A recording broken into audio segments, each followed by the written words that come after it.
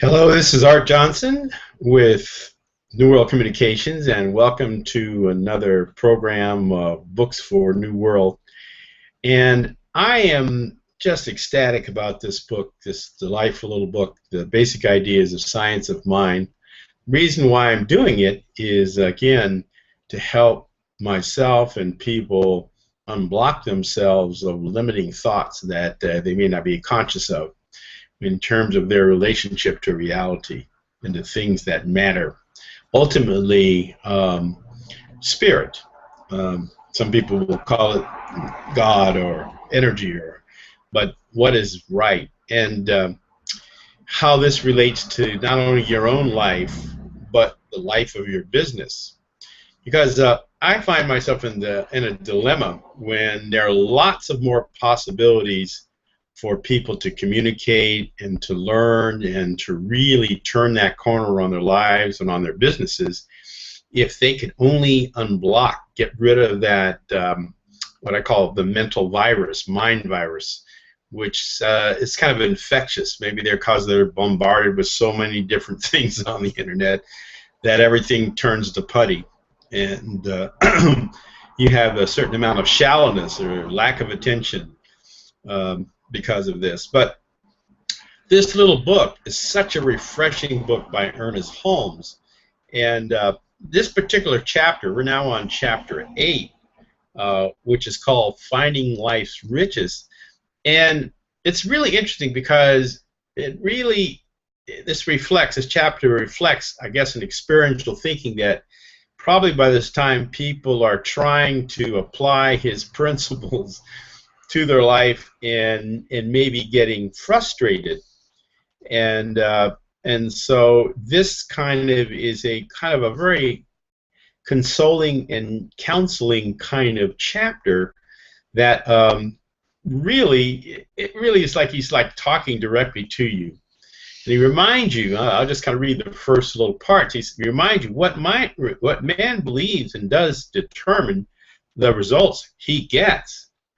But some may say, this may be very good theory, but it doesn't work out in actual life.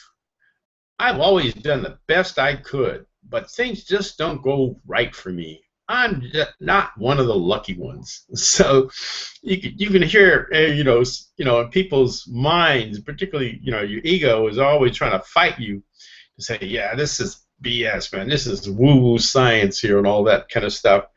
And he comes very clearly to say, no, it's not. This stuff works, and I'll talk to you again. I'll remind you how it works. You alone choose your good. We say once again, impressed by the fact that the responsibility for what one experiences is thrown back on him. This is but the direct result of being human, possessing consciousness, the degree of development which gives man his right to power and choice. Because we live in a democracy, we are particularly insistent upon our right to do so as we choose in our affairs. However, in the realm of spirit, we should be equally appreciative of such a privilege. And this is where the rub is. And really the rub has to do with lack of faith. And he goes back to the things that we are sure of and that we know and understand, or at least the principles we understand. And it's a matter of law, of spiritual law, that we need to further understand and learn how to apply, the law which you are attempting to use. You need to remind yourself that spirit surrounds you and is unlimited and is the source of all things, and that it is always becoming something in your experience, and that something is decided by you. So as soon as you're doubting, you're switching right off of this stuff. The faith is now, it's skepticism, and you're throwing up the limitations that get in your way.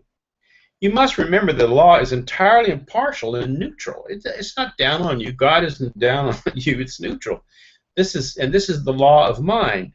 You must remember that the law is entirely impartial and neutral. It does not care what demand is made upon it. it produces whatever is planted in it, just as it does soil in a garden. Certainly by this time, you do have that understanding. You know about this spiritual activity, even if you do not always use it for your good. Boy, he is talking, feels like he's talking to me. Are you talking to me? Yeah, sometimes, I doubt. Even though the illustration is very simple, and though it has already been given repeatedly, remember, you cannot understand the processes you carried on in your garden as the various seeds develop into plants. You do not, however, wait for a complete understanding of this marvelous piece of nature. You just go ahead and make use of it. So he's saying the same thing. No one quite understands how this law of mind works, but we know that it does work. Just like you know that if you plant the right seeds and you take care of those things, that's going to pop up. So you need to accept and use God's law. And this is the law of mind. That's what God is mind everywhere present. Not this person up here, but everywhere present. Very personal to you. And because of the beauty and the intelligence that you see everywhere around you in the world of nature, it's a love that is impartial, that is part of your expression as well. So he says, go on, makes the analogy, if you plant seeds for carrots, you're going to get carrots. If you plant seeds for radishes, you're going to get radishes. So plant the right thoughts and stay on them. Nurture them. And then so he gets into this whole idea that, so part of it is faith. And the other part of the faith is acceptance and affirmation through declaration and acceptance as it being yours now, even though you may not see the material manifestation of what you're about immediately manifested, just like you wouldn't see things pop up right out of the garden after you row it. But over time, growth does take time, and so he talks about faith being unified with works. And part of that is to declare to the universe, hear yourself saying it to yourself, affirm this, which is, essentially speaking your good. And that is part of what he calls right action. But he also wants to clarify and declare that right action is not always what you think it is to be, because even that has to do with faith. So a more sophisticated idea of right action, he said, okay, I made the right thought, now I got to do the right thing. Well, you can't always know what the right thing. Your limited consciousness doesn't always know what is the right way. You just know that you've got to put one foot in front of the other and keep moving forward in faith.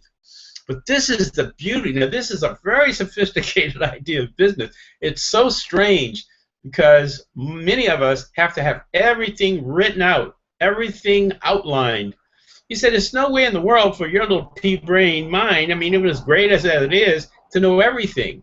But if you trust that right action will be taken, that if you go into the silent, secret space and listen, that you will get when you need it, as you need it, in just marvelous ways it'll come to you. You will attract that good because you've already accepted your good.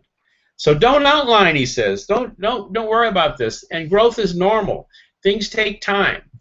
I'm tripping on the idea. Listen, I have a way that I can meet with people face to face over the entire universe for, saving the planet, not burning one thing of fuel. But am I doing virtual conferences and trade shows right now? No, I'm not. But you know what I am doing? I am planting the seeds.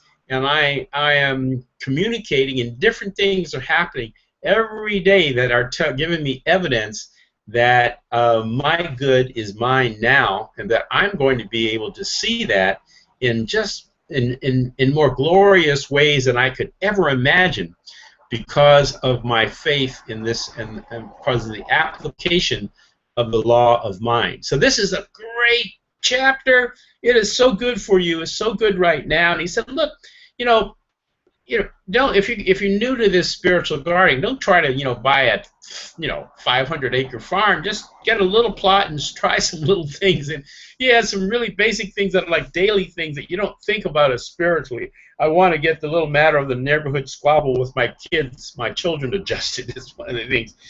I need to make better collections of my bills this month. My place of business needs better arrangements and equipment. I know I need a new laptop. My monitor just quit on me. Um, how shall I make my advertising bring better results? That's kind of fast forwarded to now. This is right in '56. But how do I do my internet marketing better? um, Greater harmony in my family and among my workers ought to be brought about. I need to improve my skill and earn a higher salary. Keep steadily in mind that faith in this principle is of first importance. Believe, then declare, then accept. All of this activity activates the realm of cause, law. Then act accordingly, for this is your active work in the objective realm of experience. Now, faith without works is dead. Wow, this is a great chapter. Thank you so much for watching. Please weigh in if you like some of the comments, or if you have any questions or want to whatever you want to make comments. Please let me know, because this really does help our programming. Stay tuned for next time. Chapter 9 will be on spiritual growth, and we're almost then the last chapter, and then we'll do another one of our books for a new world that are just amazing pieces of work. This is again the basic ideas of science of mind, little 97-page book in my Amazon New World Virtual Bookstore. I'm not pushing the book. The book is not important. It is important, but not from a material standpoint, but from the abundant thoughts that unblock your mind and free you up to seize this wonderful world and to do a world of good and attract more of it. Thank you so much. Bye-bye.